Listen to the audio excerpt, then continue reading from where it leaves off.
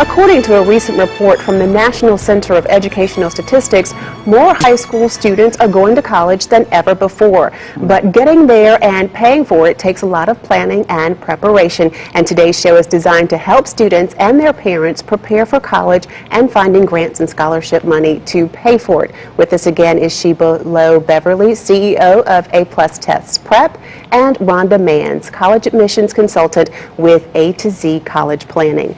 Now, before the break, Rhonda, you were talking about college admissions officers wanting to see students have a passion of some sort when it comes to their extracurricular activities, when it comes to academics. Let's talk a little bit more about that and how it should play out throughout their academic career. Well, one of the things that I know when I help students write their college application essays is, they want to see the students show something about themselves, not tell.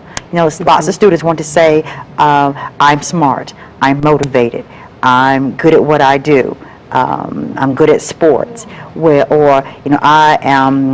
play, I learned a lot from my experience. Don't just say that you did, show them how you did. I always say, take the person that's reading your essay there, help them feel exactly what you were feeling and seeing and thinking at that very, very moment.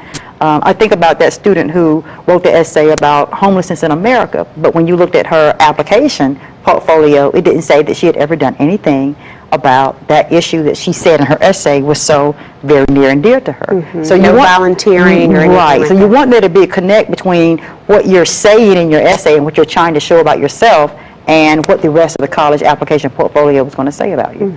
And Rhonda, you emphasize that consistency with your clients as well. Yeah, exactly.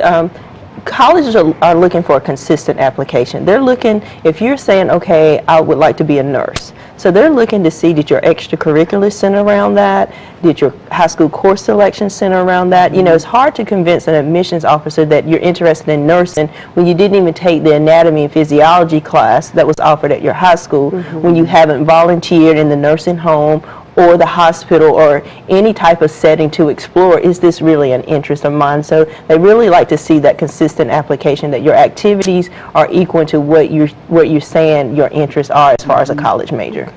Now, getting into college, the competition is fierce now. I'm afraid to even think if I had to go back, would I get in?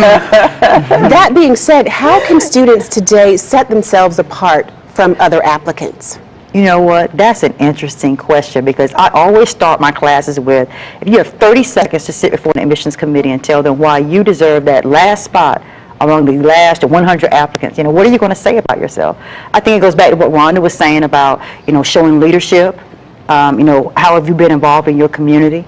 I think that your students are caught up in, I want a good GPA and a nice looking transcript. That's important too, but I think colleges are also interested in seeing what else are you going to bring to our campuses. Students with good grades and a standout GPA are a dime a dozen. What else are you going to bring to our campus? And that's important for students to think about. They can get a big jump on that whole college admissions process, but once again, by taking those challenging courses in high school and getting ready. You don't want to wait until the senior year. By the junior year, you want to be done and thinking about the SAT and ACT. By the end of that junior year, you want to go into the senior year thinking, I'm ready to think about the other things, other part of the process. We have about a minute left in the program. I want to give you an opportunity to tell people how they can find out more information about your organizations. Well, once again, our website is aplushigherscores.com.